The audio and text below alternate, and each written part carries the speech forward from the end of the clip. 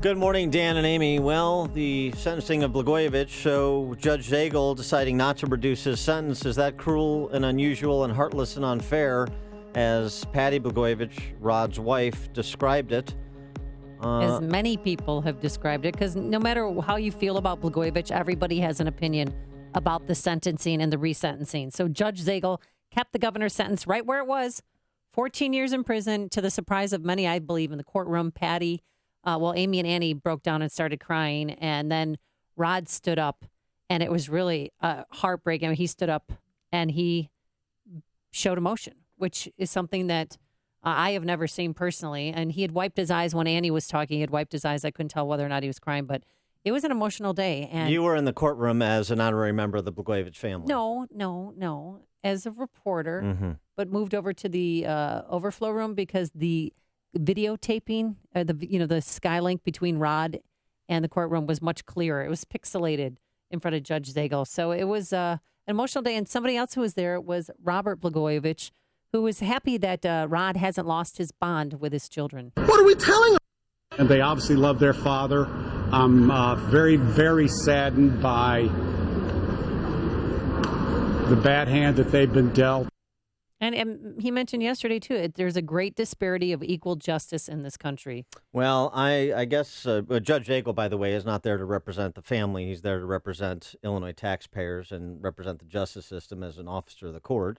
So I guess you can count me in the category of cruel and heartless and all of those other pejoratives that Patty offered, because I think he's still convicted of 13 felonies. He deserves the sentence that was imposed, particularly in the context in which it was imposed, coming after George Ryan and the despicable, kleptocratic, banana republic political culture of this state. So I know there's divided opinion on it. And we're happy now to be joined by the aforesaid Rob Blagojevich, brother of Rod Blagojevich, and also the author of a book that was released last year, Fundraiser A, My Fight for Freedom and Justice, because, of course, you'll remember Rob was indicted with Rod in the first trial, and ultimately the U.S. attorney chose not to retry him in the second trial, which I also agree was the right decision.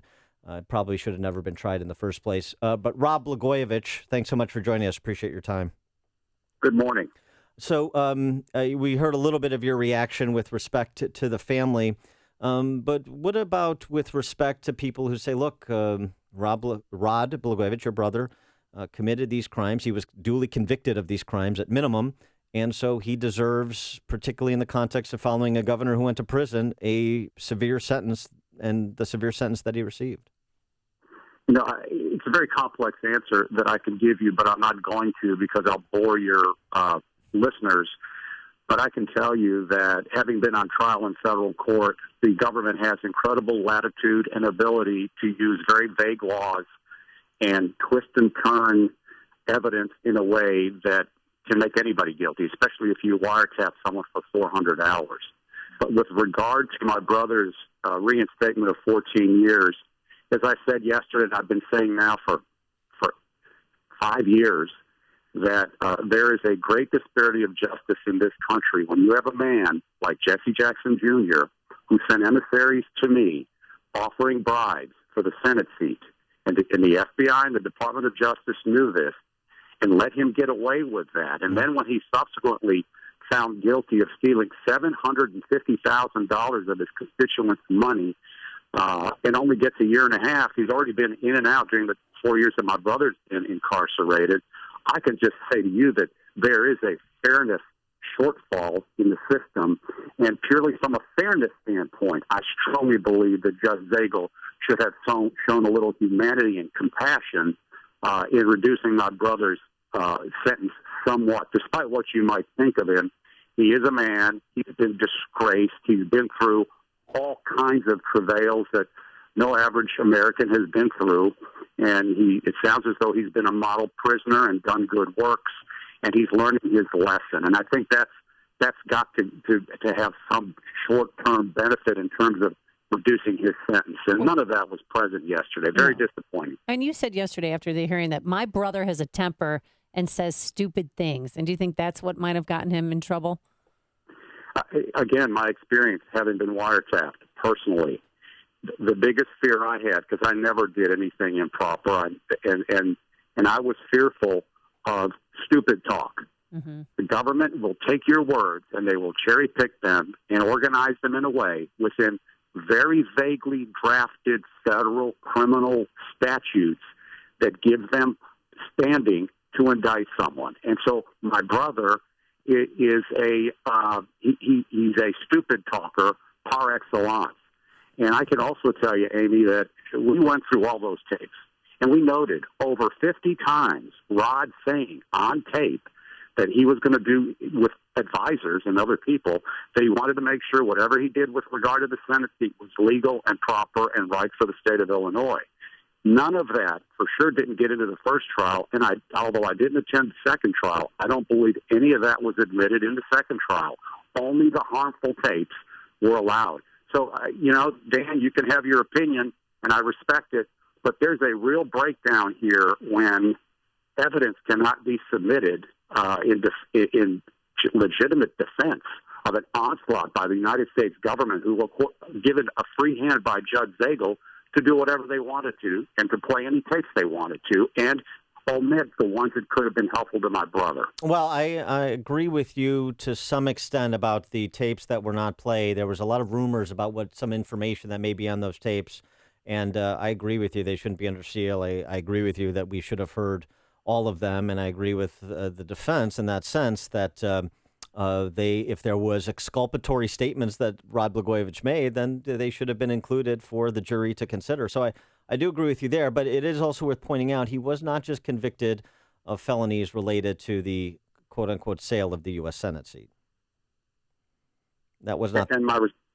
well, that's true. But the ones that I was charged on that the appellate court dropped, which were roughly 5, they included the Senate seat, they still retained one of those. And the judge referred to those yesterday, as did the government, of wanting to take a $1.5 million bribe. Again, this bribe originated with Jesse Jackson Jr., whose emissaries came to me. Yeah. And I told them emphatically, this is not going to happen, or I was going to do the right thing for Illinois. And then they took snippets of conversation to make it sound as though Rod was going to take a bribe, which in no way he was going to do. Well, how much were they offering you? Well, he just said $1.5 million. Well, Rob, and we're talking to Rob Blagojevich, the brother of Rod Blagojevich, and I've said this for years now, that the U.S. Attorney's Office has not given a responsible response to the question, if you have seller under surveillance, then why don't you wait till you have buyer and seller together and get them both, just as you would a drug transaction or any other type of a transaction that is of an illicit nature like that. So I agree that those are legitimate questions that are raised, but I want to just take one step back for people, because people's memories are hazy, that may not remember how you came to Illinois in the first place, because you're not an Illinois resident. You weren't prior to coming to work with your brother and to do fundraising for him. You kind of came out of the private sector as a corporate executive. And I just wonder, again, your perspective on Illinois and its political culture, your brother's contribution to that political culture, and now several years later, how you reflect on this state and your time in it. When I came to fundraise for my brother, the agreement was 4 months in August of 2008 through December of that year. I had never done any political fundraising. I did a lot of community nonprofit fundraising here in Nashville, and had no real idea what I was in for up there. I was briefed to never take a quid pro quo, which means never, promise a governmental action in exchange for a contribution, which was pretty, evident to me to begin with. But it was enforced to me by advisors abroad, and I never did, not even close. My favorite lines were, "No, I don't do that," and I even testified to the numbers of times that people in my process of fundraising for Rod very comfortably were advocating for something in return for money, and I said, I don't do that. And so there is a standing sort of MO there of people expecting to get something in return for contributions. But if you look at our political system in general, you look at presidents, President Obama in particular now, since he is the president, you look at all the ambassadors that have been appointed, they're all big fundraisers. They've all contributed money. Arguably, that could be called a quid pro quo, getting something in return for a governmental action, an appointment for campaign contributions, but that's not illegal. And so it's a very confusing process for me to understand legally how there's a disconnect there. And now my reflection on all of it is, and I've been doing a lot of public speaking to colleges, law schools, civic organizations, and I'm asked that question, the question of, would you suggest, what do you recommend on young people going into politics? And again, having been sort of dark-colored in my view of the political arena there in Chicago, I still encourage people to pursue that if that's what their passions are, because we need good, honest people in government who are going to represent the people, protect our civil liberties, and keep this country strong. So I'm not in any way disheartened. I'm disappointed. I'm still angry because of what happened to me, and I have no recourse, but I've accepted it and I'm living with it. But I'm still hopeful that good people can come into the system and improve it. Now, you haven't spoken to your brother, and last time you spoke to him was after his original sentencing. What's the discord? Why is there an acrimonious relationship between you and Rod? As I said yesterday and numerous times, Rod and I are very, very different personalities. We have different approaches to life's problems and challenges, and he and I, on our way to trial in federal court in June of 2010, had some major disagreements on strategy and tactics, and things were said during, after that, I'm prepared to get over and move on with. And in general, there's much more there, but in general, I'm ready to move on. I love my brother. I care for him. I'm empathetic for his circumstance, and I want nothing but good things for him. All right. He is Rob Blagojevich, the brother of former Governor Rod Blagojevich. The book, Fundraiser A, My Fight for Freedom and Justice. Rob Blagojevich, thanks so much for joining us. Appreciate it. Thank you. Bye. Bye. And he joined us on our turnkey.pro answer line. This is the morning show more Chicago radio listeners are choosing. This is Chicago's Morning Answer on AM 560. The Answer.